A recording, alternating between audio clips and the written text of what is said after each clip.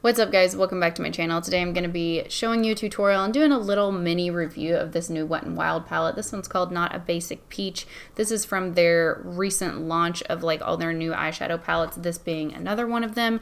This is said to be the dupe for the Modern Renaissance palette, and what a coincidence that the Modern Renaissance palette is 20% off at Ulta right now. Wonder why? Probably because a $5 dupe just got released. But yeah. If you guys do want to see like a full tutorial / review of this as compared to the Modern Renaissance palette, I'd be happy to do that in a separate video. However, I'm just going to be focusing on this palette today because this is one of the most unique palettes, I think, from the launch.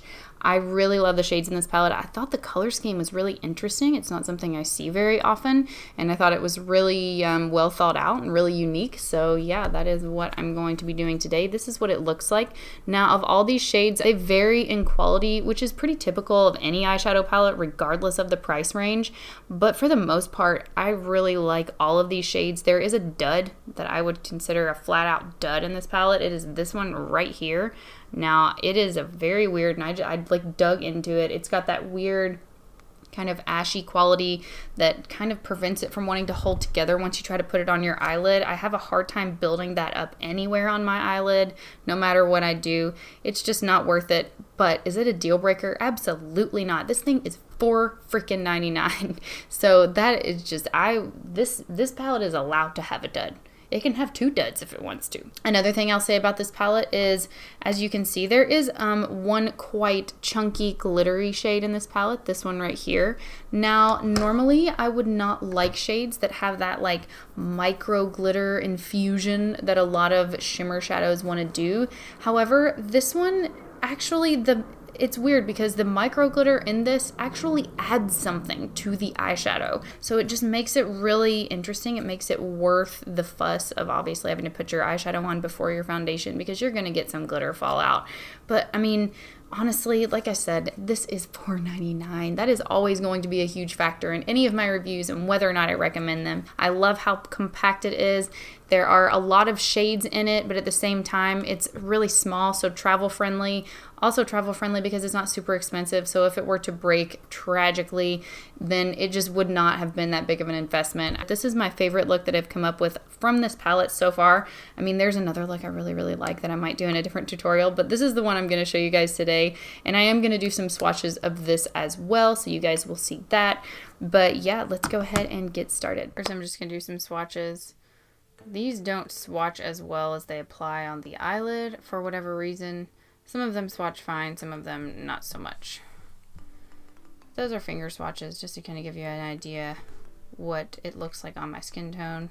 For reference, I am like a MAC NC20, but a little bit more neutral and less orange.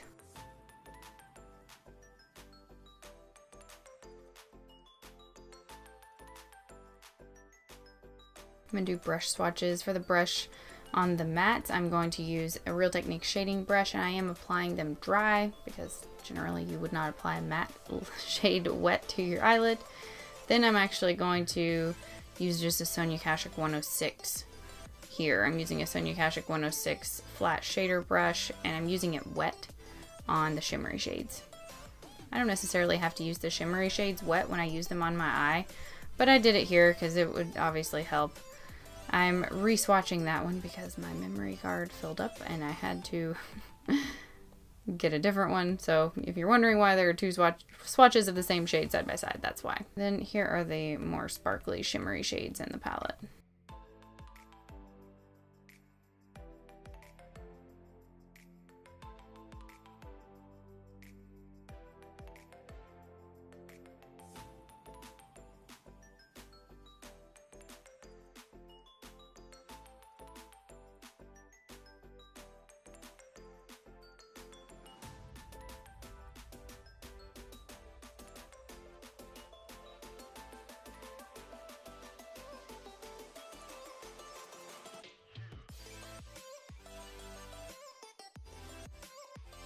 I'm going to start by taking that really light transition shade and just blurring it out all over my eye.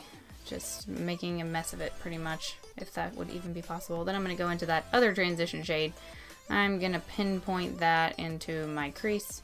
I'm just going to stick that right into my socket, not drag it out too far.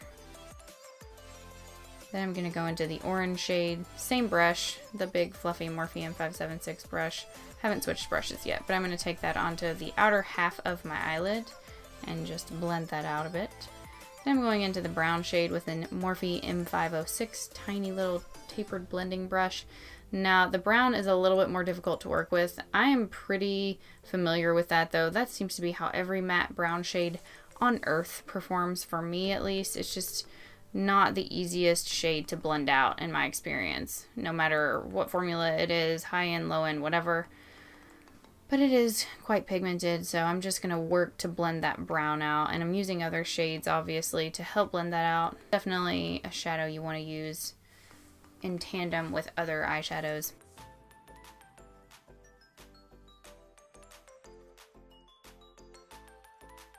I'm going to use that orange again and pack that on the inner part of the brown just to help it blend. It's not the easiest shade to blend, but at the same time it's doable. Then I'm taking that peach sparkly shade and patting that all over my lid with my finger, not being too shy with it. Like I said, didn't do my foundation first because I knew that I was going to get glitter all over my face. So yeah.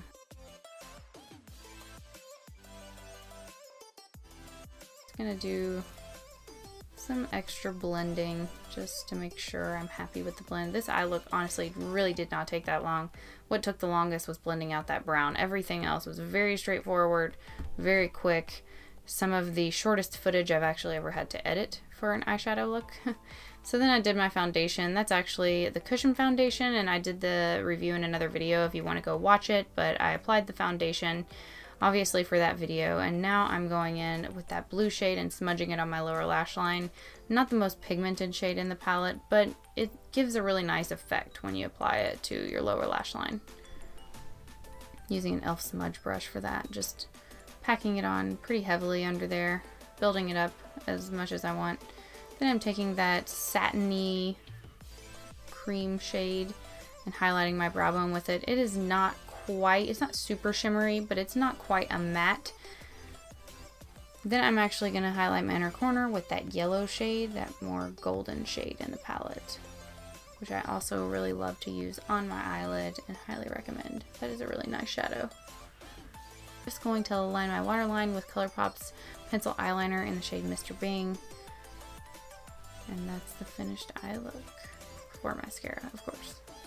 And then I'm going to do mascara. Try not to get it all over my face, as usual.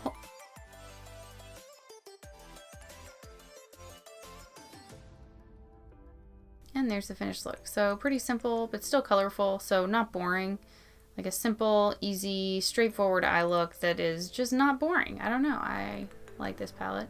I think it does a really good job of achieving a wearable yet colorful look. Some of the colors are a bit more muted, and yeah, I can't say enough good things about it, so.